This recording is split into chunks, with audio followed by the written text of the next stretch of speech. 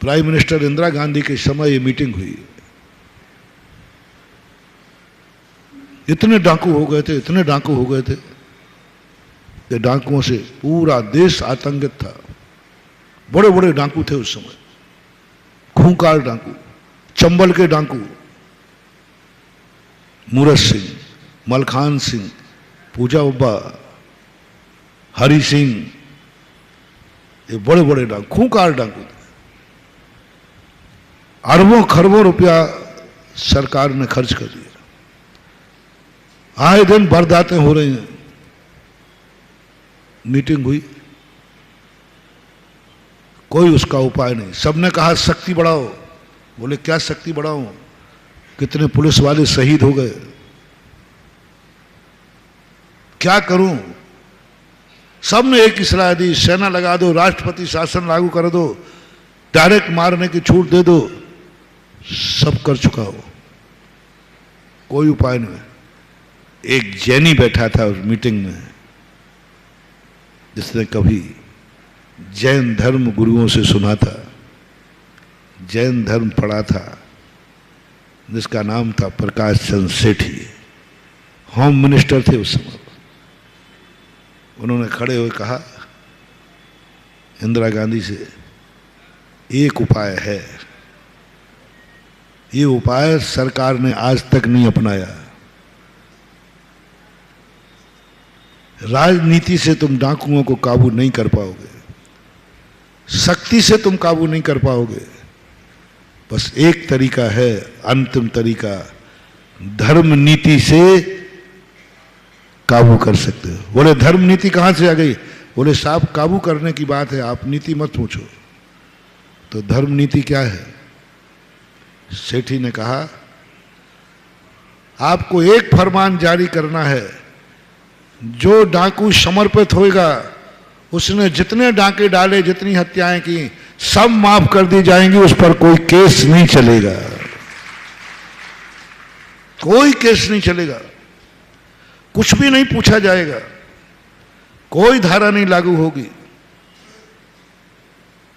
बल्कि उनको गले लगाया जाएगा, उनको समाज में इज्जत दी जाएगी, कानून में वो बराबर के हकदार होंगे, उनको इंसान माना जाएगा। ये तरीका और ये गारंटी मैं लेता हूं, भविष्य में वो कभी डाका नहीं डालेंगे। सब ताज्जुब कर गए कि प्रकाश चंद्र सेठी ने कहा एक बार ये अजमा लिया जाए। इंदिरा गांधी ने कहा ठीक, होम मिनिस्टर थे, बहुत अच्छे निकट में थे। उन्होंने कहा सेठी जी यदि नहीं हुआ तो बोले मैं राजनीति से संन्यास ले लूंगा। हुआ, फरमान जारी हुआ।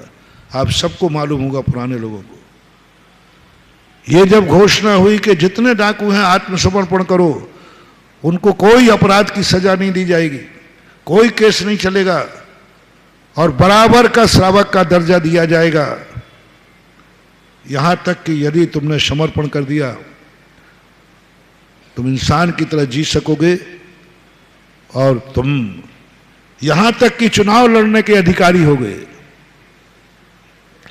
कई डाकू चुनाव लड़े, फूलन देवी चुनाव लड़ी और जीती। कहां से? जहां से उसने एक साथ खड़े होकर पूरे गांव को भून दिया था। 16 हत्याएं की थी एक साथ लाइन से लगा करके। उसी एरिया से फूलन देवी सांसद बनी है, विधायक नहीं। जब ये घोषणा हुई, फरमान जारी हुआ,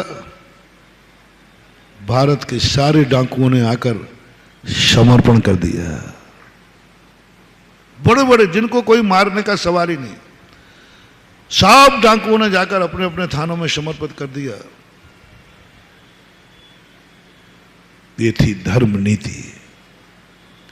और इस धर्म नीति के कारण से बस एक ही बाउंड भरा गया, अतीत में जो किया सब माफ है, लेकिन भविष्य में नहीं करोगे।